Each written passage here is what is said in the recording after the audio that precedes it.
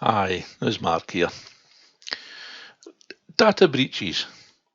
One of the things that we fear nowadays is the breaching of our personal data. Um, Now, when we think about that, we tend to always think about a hacker, someone who's evil, someone who's there determined to diddle us out of money or steal our identity.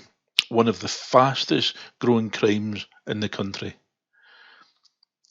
However, there can be other reasons for breaches of data. It doesn't need to be malicious, um, but what if personal information is found to be leaked? What if it does end up in the wrong hands? What if it's viewed by someone, not for monetary gain or for harm, but what if someone found out something about you that really had an impact upon you, such as cause a marital breakup, causes problems with your relationship with someone in your family. I remember years ago when there was data breaches all over the place, even worse than what it is now, really bad.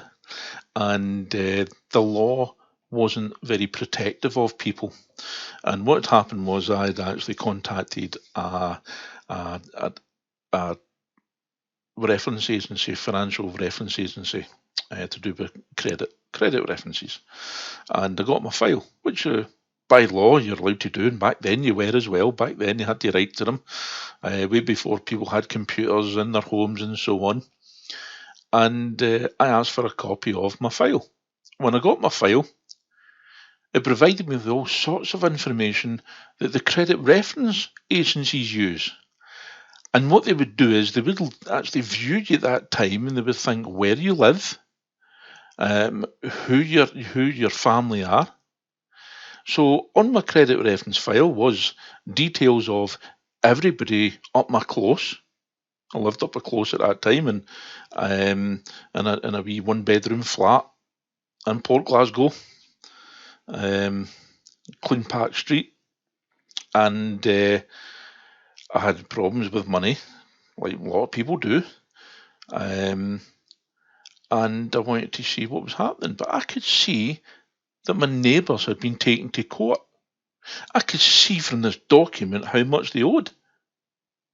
I could also see within my family as well, my mother, my father, my brothers, who don't even live in the same country as me, and I could see what loans they had, when they had defaulted on their loans.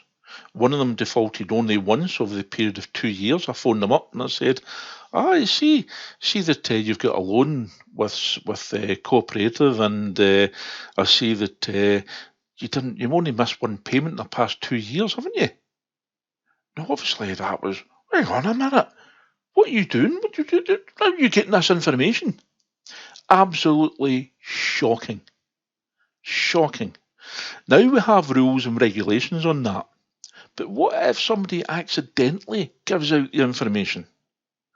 So let's have a think to do as what happens to individuals, what happens to organisations when that happens. When obviously the credit reference agency, my brother wasn't too pleased with them. He wasn't too pleased with me. He was upset. He felt that somebody had opened up his whole life for a minute. It doesn't feel very nice. It can have all sorts of repercussions. So what we have been looking at is a list of things that can actually happen to people as individuals, and also what can happen to organisations. We'll have another wee look at that in a minute, so we will. But the first thing, as you'll see next to me in the background here, is the ICO, the Information Commissioner's Office. Very important. And you'll see there all sorts of information. It is a very useful tool, and that's why I've got it behind me there. Now, one of the things in which we're going to do quickly now is have a wee look at the definition. So the definition that they've got is a personal data breach means a breach of security leading to the accidental or unlawful destruction, loss, alteration, unauthorised disclosure of, or access to personal data.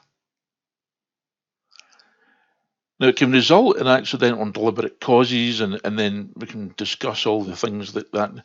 So, broadly defined, it's a security incident. Now, think of organisations. If there's an incident of security breaches, then they need to know so that they can then look to see what can we do to stop this happening again. That's the important part. Organisations are now responsible for near misses, as well as the accidental or deliberate,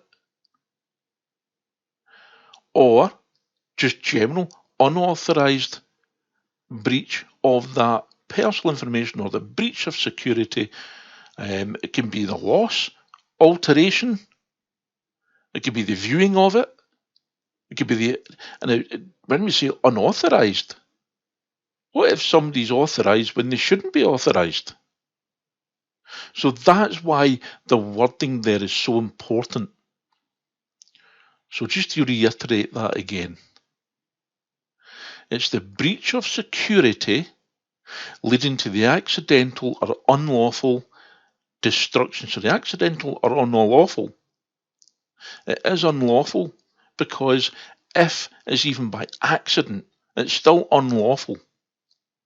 It's unlawful of the organisation to disclose that information. So even if they're not aware, what if somebody doesn't purposely hack in, but what they do is they come across a database and they just so happen to have a look? Well, one, they should be told not to, but what if they're not? I'll give you an example in the college where I work. What you think that people run software on machines and they should know the law, but it's also the responsibility of the organisation as well. So if somebody accesses something that they shouldn't, it could be unlawful on various different grounds. So that's where the unlawful comes into. So the accidental or unlawful destruction, loss, alteration, so even just changing something can have a drastic effect, so it can. Unauthorised disclosure of or access to.